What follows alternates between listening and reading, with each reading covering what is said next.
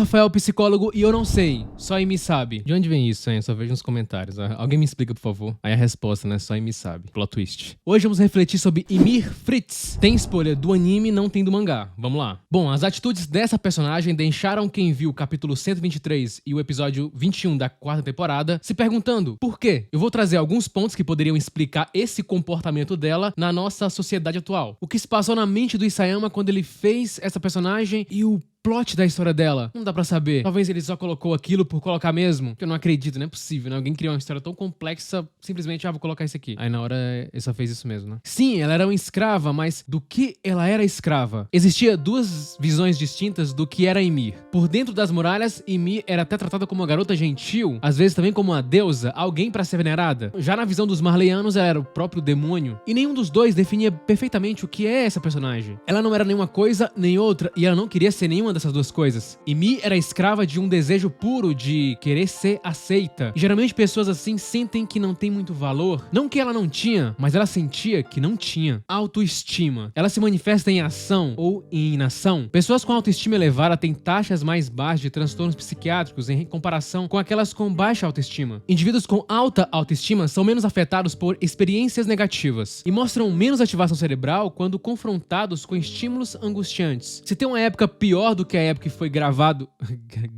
Se tem uma época pior do que a idade contemporânea onde se passa Shingeki, é justamente a época onde a Ymir estava. Uma época de sofrimento sem limites para algumas pessoas. Ymir vivia em uma aldeia e em um determinado dia a sua aldeia foi atacada e ela acabou sendo capturada para se tornar uma escrava. Ela fala: esse mundo está cheio de dor e sofrimento e por isso você deve viver com alguém amada por todos. Alguém que os outros possam contar. Após ser capturada e se tornar uma escrava, uma analogia absurdo do que é essa história, que gira em torno basicamente do garoto que não quer se tornar um escravo e quer sua liberdade. O Eren é o reflexo disso. Então ela queria ser amada, e ela queria ser amada justamente pelo rei. De alguma forma ela via aquilo como uma fonte de segurança. A autoestima sofre quando você cresce em uma família disfuncional, ou melhor, em um ambiente e contexto onde você é negligenciado. Em ambientes, por exemplo, onde você não tem voz. Suas opiniões e desejos não são levados a sério. Ymir olha para o rei e parece que ela encontrou aquele amor que ela procurava de alguma forma, que ela procurava no mundo. E quando ela é denunciada pelos aldeões por ter deixado um dos porcos ali fugir, o rei fala pra ela: você está livre. É impactante porque o fato dele dizer que você está livre se ligava a um acontecimento ruim. Afinal, naquele momento, a liberdade pra ela significava a morte, sofrimento. É como se agora que ela fosse livre, ela tinha que enfrentar as consequências. E talvez isso também pode ser um dos motivos dela ter voltado. E logo depois o rei coloca ali pessoas para perseguirem ela, para matá-la. E naquele momento ela acaba se tornando titã pela primeira vez. A menina que não tinha voz, que não tinha nenhum direito, agora tinha poder. Ela poderia ir embora dali. Ela poderia ser livre, mas ao invés dela ir embora ou voltar para se vingar do rei, ela simplesmente acaba voltando para ele e se curvando a ele novamente. E mais ainda, ela acaba se tornando uma arma de guerra dele. É como se na visão da Ymir, ele fosse um receptáculo de segurança para ela. Isso fazia ela ignorar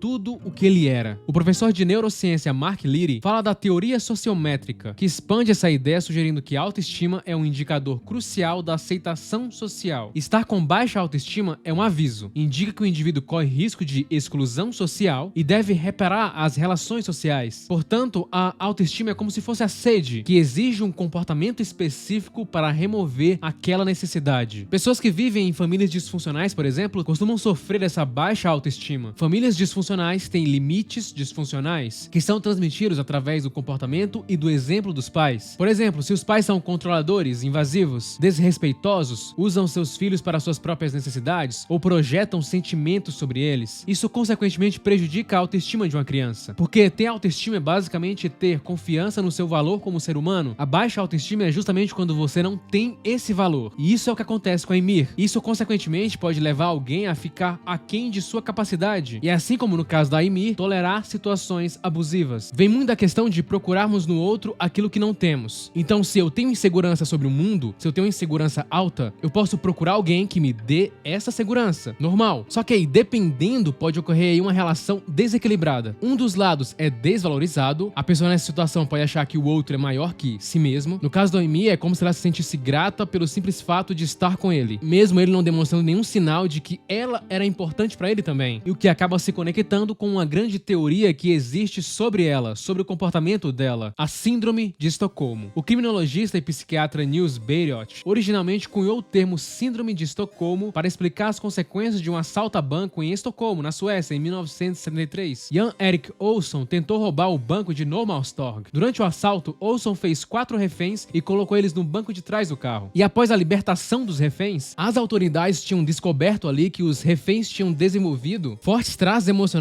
com os assaltantes. Os reféns relataram que Olsson e o seu parceiro tinham tratado eles com gentileza e não tinham maltratado eles fisicamente. Ou seja, eles defenderam seus sequestradores e se recusaram até mesmo a testemunhar contra eles. O rei tentou matar a Ymir e depois que ele viu o poder dela, ele tentou usar ela para conseguir vencer os exércitos e depois fez dela sua esposa. Ymir cuidou dos seus filhos com o rei e ele não tinha nenhum sentimento por ela, apenas vendo ela como uma ferramenta para atingir o seu objetivo. E na hora que um escravo atira a lança em direção ao rei, ela se joga na frente e acaba morrendo para salvá-lo, salvar a pessoa que não ligava para ela. Em um estudo recente, os pesquisadores encontraram evidências sugerindo que as vítimas de violência doméstica também podem de certa forma experimentar essa suposta síndrome de Estocolmo. Ou seja, mesmo a pessoa lá maltratando ela, não demonstrando amor, a pessoa meio que aceita aquilo. A Ymir se joga na frente do rei com o objetivo de salvá-lo. Parecia que ela iria defendê-lo a qualquer custo. E a gente percebe quando, ao ver a morte dela, ele parece não demonstrar nenhum grau de afeto por ela, mas por algum motivo ela o defende. Sacrifica sua própria vida em prol daquele que talvez foi a pessoa que mais fez ela sofrer. O teórico Stanley Coppersmith também foi um líder no estudo da autoestima. Ele acreditava que a autoestima começa cedo na infância, que ela se acumula ou declina ao longo de nossas vidas, com base em nossas experiências de primeira infância que podem ser positivas ou negativas. Desamparo aprendido. O desamparo aprendido vai acontecer quando o indivíduo enfrenta de forma contínua uma situação negativa e incontrolável e para de tentar mudar suas circunstâncias, mesmo quando tem a capacidade de fazê-lo. É como se a percepção de que não se pode controlar a situação essencialmente provocasse uma resposta passiva ao dano que está ocorrendo. A Ymir tinha uma chance de fugir e não o faz. O desamparo aprendido une as vítimas aos seus algozes. É como se a pessoa desistisse de reagir. O psicólogo Martin Seligman submeteu os participantes de um estudo a ruídos altos e desagradáveis, usando uma alavanca que iria ou não parar os sons. O grupo cuja alavanca não parava o som na primeira rodada parou de tentar silenciar o barulho posteriormente. Isso é algo que acontece muito com pessoas em situações de vício. A pessoa está naquela situação e ela começa a se convencer meio que não tem como fazer nada sobre aquilo. O desamparo aprendido normalmente se manifesta como uma falta de autoestima,